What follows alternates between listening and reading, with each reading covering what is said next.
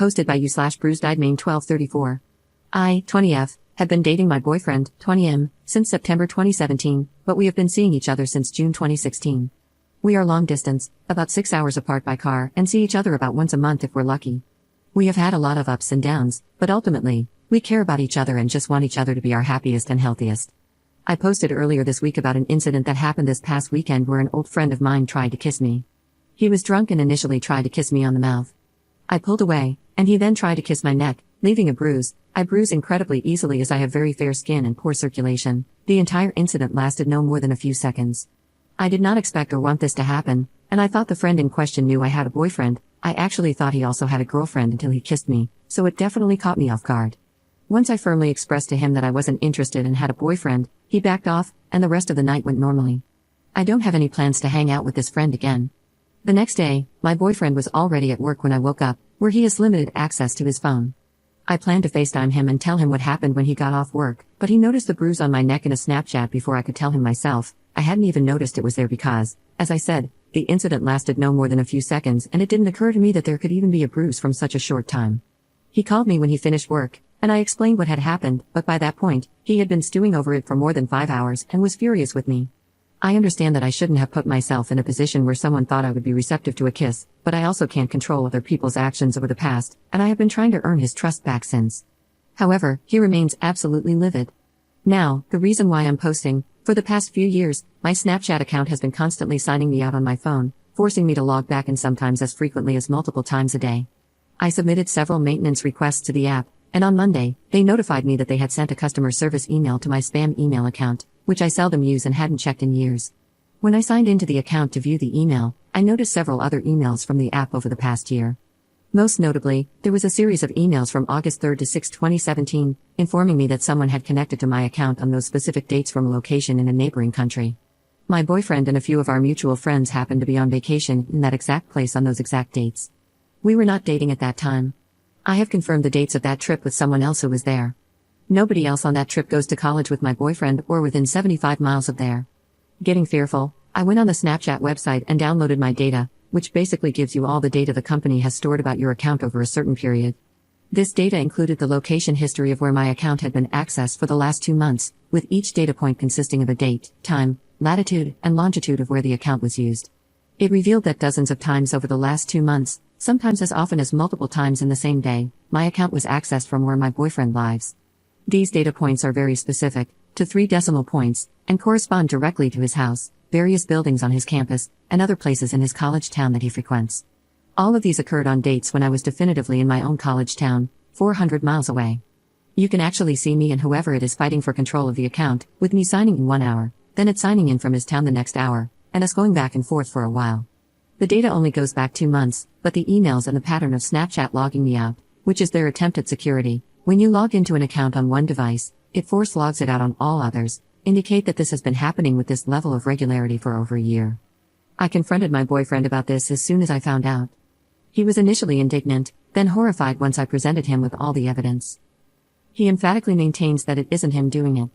He can't provide any other explanations, and his best guess is that he is being framed, although he has no idea by whom. He has said a few times that if I need to find an explanation, he'll let his reputation take the hit because he loves me that much and hates to see how this is hurting me. He has now also shifted the conversation back to the incident from this weekend, saying that if he were guilty, what point would he have in lying, since he already thinks I slept with someone else anyway, which he hadn't told me before he brought it up. This is an especially sensitive subject for me because, 2 years ago, I was most likely raped by a very close friend, but I have only been able to piece together what happened after the fact based on other information. Not having a clear answer or knowing for sure about what happened then absolutely tore me apart and still affects me immensely. My boyfriend knows all of this and helped me through the fallout. I don't want to believe he would lie to me after seeing how much not knowing what happened before destroyed me. Snapchat is my main method of communication with many of my friends, and I save all my direct messages on the app so I can reference them later. For over a year, someone has been going through my photos, my messages, seeing who I talk to, and watching me without my knowledge, and I can't find any other explanations for all this information besides it being my boyfriend. Not knowing what happened here will absolutely destroy me, and he knows this. I so desperately want to believe it's something else, and I want to trust him, just like I want him to trust that I didn't sleep with my friend, but I just can't find any answers. My question is, Does anyone have any other possible explanations for what could have happened besides the obvious? What should I do now? And how can I convince my boyfriend I didn't sleep with my friend without compromising my feelings in this situation? Update 4 days later. I posted a few days ago about finding an overwhelming amount of evidence that my boyfriend of 1 year had been signing into my Snapchat account from his phone for over a year. Yet, when I confronted him about it, he claimed he was being framed. He also accused me of sleeping with a friend who made a move on me that past weekend. I asked here for any other possible explanations for what might have happened besides the obvious, and for advice on how to prove to him that I didn't have sex with that guy. Everyone here told me I was out of my mind to think it was anything else, and that it didn't matter what he thought of me, that he was violating my privacy, and that there were no other possibilities. I realized y'all were right, and I came up with a plan. I met my boyfriend in a diner, got there early, and told the waitress what was about to go down. I then set up my laptop with all the evidence I had gathered and waited for him to show up. When he arrived, he was combative and initially tried to accuse me of sleeping with that guy again, but I quickly took control of the conversation and began my speech. I walked him through every piece of incriminating evidence, of which there was a lot, and asked if he still thought he was being framed. He denied it a few more times. At that point, I told him that in our state, what was happening constituted 4th-degree felony stalking. There was too much evidence for it to be a series of technical glitches, so either he was stalking me, or someone else was stalking both of us. I told him this was his last chance to come clean to me, or, if he still said it wasn't him, we were going to get in my car, drive to the police station, and turn the case over to a detective, at which point it would be investigated, and whoever did it would be charged. I explained that once I turned it over to the police, it would be out of my hands, and there would be consequences for whoever was responsible. He said he wasn't going to the police station and insisted again that he didn't do it. So, I stood up, put on my coat, and said we were going to see a detective and file a report because those were his only remaining options. He pulled me back down to the table and finally confessed. It was him.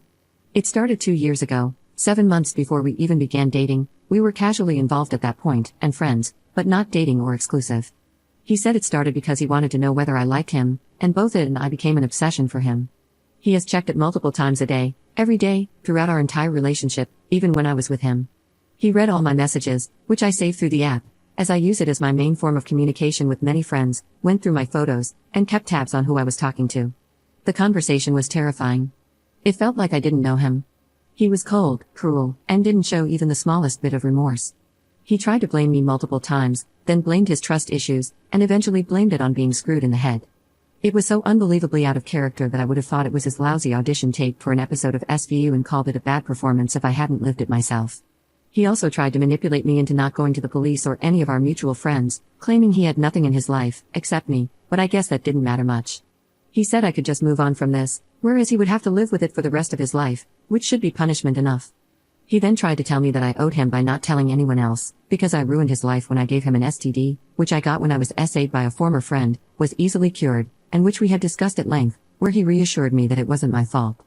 Oh, and he knew I hadn't slept with that guy because he read my conversation with him, where the guy said, "Hey, I'm sorry about last night, I didn't know you had a boyfriend, and I never would have tried to make a move on you if I had known." He had only said that to try to make me defensive and so flustered about something else that I would drop my investigation into the Snapchat thing. He even quoted my own conversations back to me. I made him sign a paper where he wrote out what he did, just in case he tries to go back on his word later. Then, I left. So, it's over now. I've blocked him on everything. I actually cried when I blocked his number, as sad as that is. All that's left is to move on. I'm debating whether to tell our mutual friends or not, because honestly, I'm resentful that he tried to manipulate me into not doing so, and I don't feel like I owe him anything at this point. Anyway, thanks for all your help. Edit. Holy cow, this is a turnout. I went to bed last night and went to work today expecting to see a few responses. I mostly just updated because I hate when people don't update. Thank you so much to everyone for all the support. I've taken the advice of most people here and told a few trusted friends. Their response has been kind of disappointing, with a boys will be boys mentality of well, now you know you're better apart than together, just give it time. I'm hoping they'll come around. I understand that it's really hard to reconcile such a psycho thing with someone you care about, and like I said, this was so out of character for my ex. For now, I'm not going to go to the police because I don't think I could handle that right now. I go to school 400 miles away from my hometown, so I wouldn't be able to come back and forth often to deal with an investigation, and I just don't think I could deal with the emotional strain of having aggressive strangers tear my life the rest of the way apart. But I have changed all my passwords, done a forced logout where applicable, and saved all the evidence against my ex in a few different locations. My ex got my password because he saw me sign into something once when we were hanging out and remembered the password I used. Once he had it forever. To all the people who called me out or had questions about the STD, shout out to the guy who said I belonged in prison. I'll tell the story. Mods, sorry if this violates the rules. Over 2 years ago, I had only been with my ex. He's actually the only person I've ever been with. We weren't dating at the time, just casually hooking up. One night, over a break home from school, I went to my former best friend's house to catch up. I had 2 drinks and passed out, which I had thought was because I was tired, but now I suspect the drinks were tampered with. I slept on his couch that night, just the 2 of us. I woke up the next morning feeling kinda sore but didn't really think anything of it, went home, and didn't dwell on it. 2 months later, another friend came to me and told me that she had fallen asleep at that same friend's house just days before I did, that he had spiked her drink, and she had woken up in the middle of the night to him graping her. She froze, left when he went back to sleep, went to the hospital, got a kit done, and tried to move on with her life. She never went to the police because this friend's family is very involved with the police in our area, and police response to SA is a joke anyway. She told me because I was going to visit him and she wanted me to be safe. I tried to support her as best I could and cut that friend off, but it didn't occur to me that anything could have happened to me. Months later, I tested positive for chlamydia during a routine STD check by Myogene. That's when I put all the facts together and realized what had happened, although I never got closure or a sure answer. I always used protection with my ex, but that doesn't guarantee anything. I didn't knowingly give him an STD or even know that I had it. Chlamydia is curable with a single antibiotic, and there were no lasting physical effects on either of our lives. Anyway, thanks so much to everyone who expressed support. This has been an overwhelming and difficult time, and the reassurance from folks here has really made a difference in how I've been able to wrap my head around this.